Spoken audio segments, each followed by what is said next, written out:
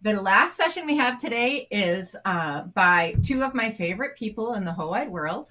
Alan Roy was my clarinet professor at the Crane School of Music a long time ago, and I actually worked with his wife in the Potsdam Public Library. So I got to know both of them really well, and they are amazing musicians and people. And Dr. Roy got his Doctor of Musical Arts from the University of Colorado. And Roxanne played clarinet throughout her career, but did a lot of different jobs. And both of them have been playing in the Onyx Clarinet Quartet and in the Orchestra of Northern New York. And they are amazing people. Right now, they're both working with New Horizons at the Eastman School of Music. And I actually was able to join their COVID clarinet choir this year, where we did a lot of what we are going to be doing with them today. So without ado, let's hear from Dr. Roy and Roxanne Roy. Hi, everyone. First of all, we definitely all need to be muted. So if you would take care of that, that would be good.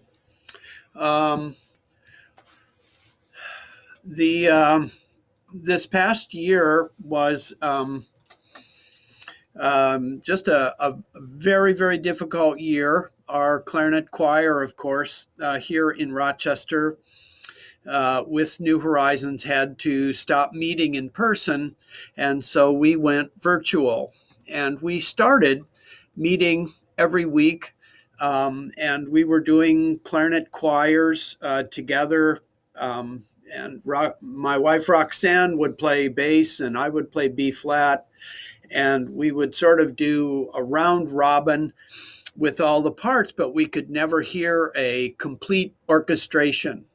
So it occurred to me, trial and error is a wonderful thing, and my pattern has been to learn from error most of the time. Um, uh, wouldn't it work better if we could do trios? Because that way Roxanne could cover the bass part, the third part on bass. I could cover one of the B flat parts, and everyone else in the group could play the remaining part, and you all will be able to hear the full orchestration. So we have a duet planned for today, and then we also have a Mozart trio, which we're gonna play today. And I'd like to do the duet first. And this is a piece of German Tafel music, Tafel meaning table. And the way it works, it's a musical game. You have two people sitting on opposite sides of the table, and the music is laid on the table horizontally, and you just read the music. One of you reads it right side up, and the other one reads it right side up from their perspective, and it turns out to be a duet. So there it is on the screen, and so we're going to play it twice, and to give everyone a chance to read both parts.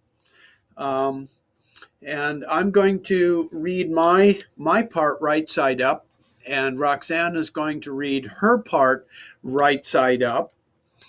And I'm going to get a metronome out. And we're going to do this at the metronomic 100 as promised. And there is that. Hopefully you can hear that. Okay. I'm going to give you 7 beats because there is a pickup for both parts. And I'm going to give you 7 beats. 1, 2, 3, 4. 1, 2.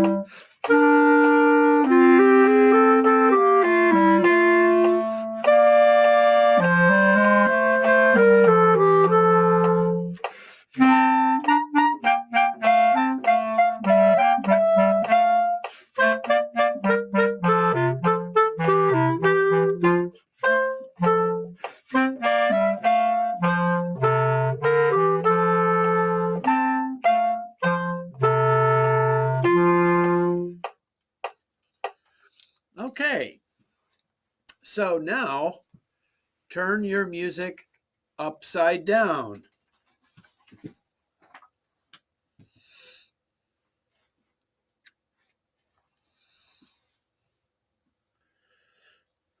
This is amazing. Whoever is doing the graphics is has my admiration, I'll tell you. That's pretty amazing. Okay, so now I was playing the other part, but now I'm playing it upside down, and Roxanne is playing it right side up. So here we go. 7 beats again. Metronome. 7 beats. 1, 2, 3, 4. 1, 2, 3.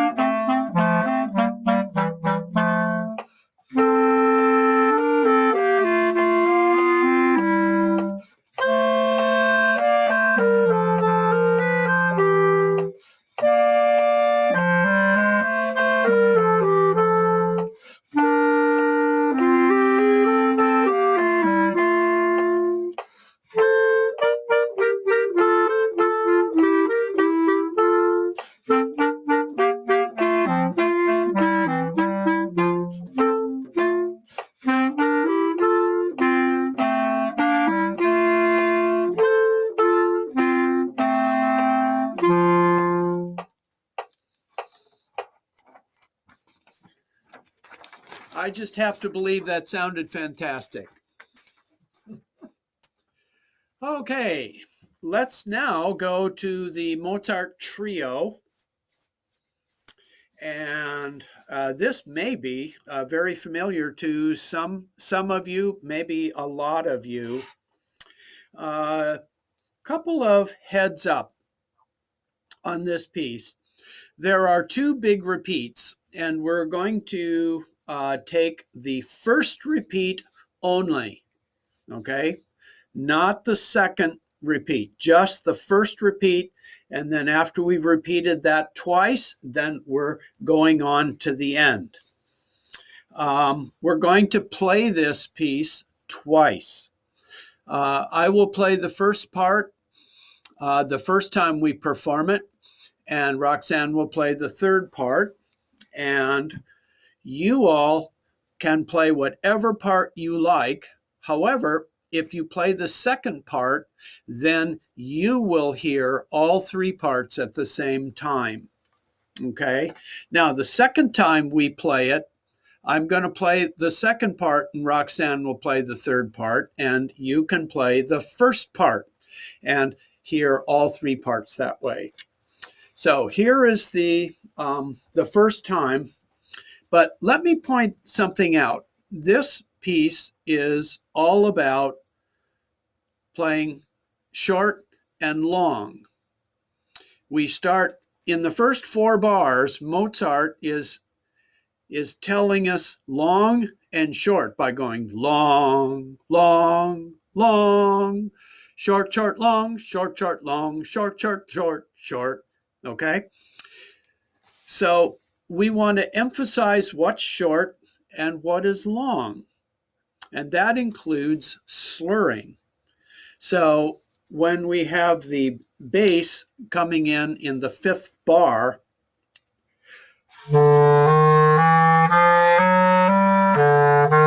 we really want to dig into those slurs. Or when we have the second part starting in the 5th bar,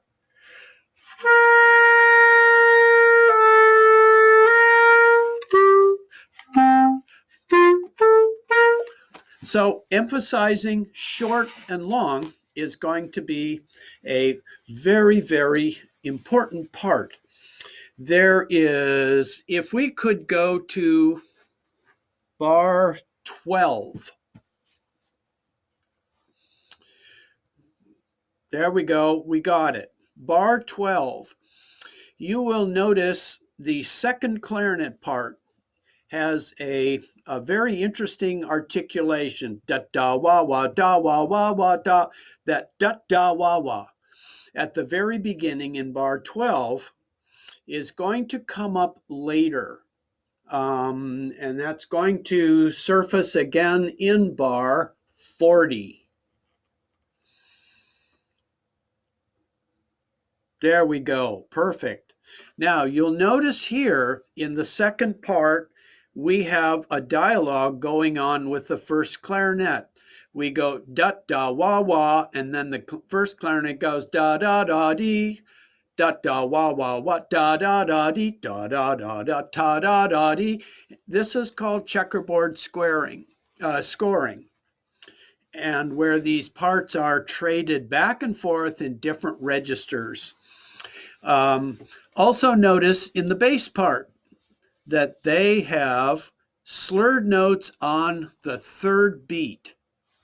Okay, and this is sort of the connector between those two parts that are going back and forth between the second and first part, which I think is just very, very interesting scoring.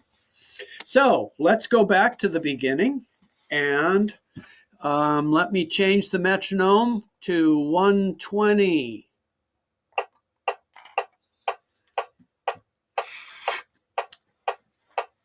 And I'm going to give you 8 beats.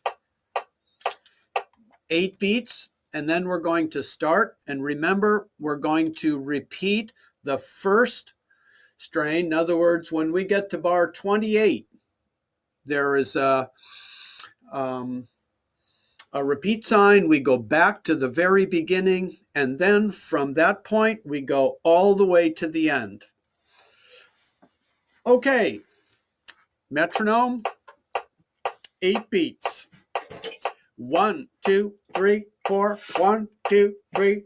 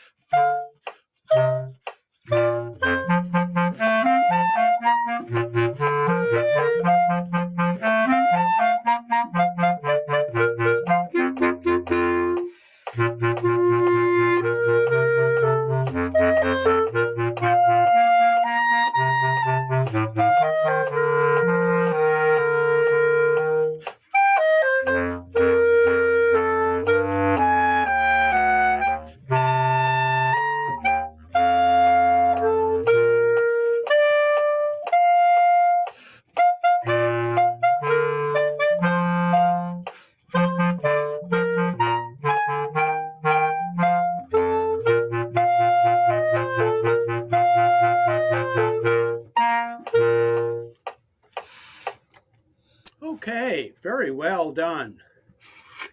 Very well done. I wish I could have heard that part at 40, but I'm banking on the fact that it was just fantastic. Okay, now we're going to play it again. And this time I'm going to play the second part and give any one of you who wants to play the first part. And I hope you will, because then you can hear all three voices at the same time. So it's been wonderful playing with you, and I just want to tell you what a pleasure it's been to see so many of you join us here for this virtual conference. It's been a pleasure playing with you and working with some of you in one of the earlier breakout groups that I did. So hope you've enjoyed it and gotten some good information from it. So here we go. Let's play this a second time. And remember, I'm playing the second part. Roxanne's playing third. So go after that first part. Metronome and 7 beats. 8. Okay. 8 beats. 8 beats. I meant 8 beats. 1, 2, 3, 4. 1, 2, 3.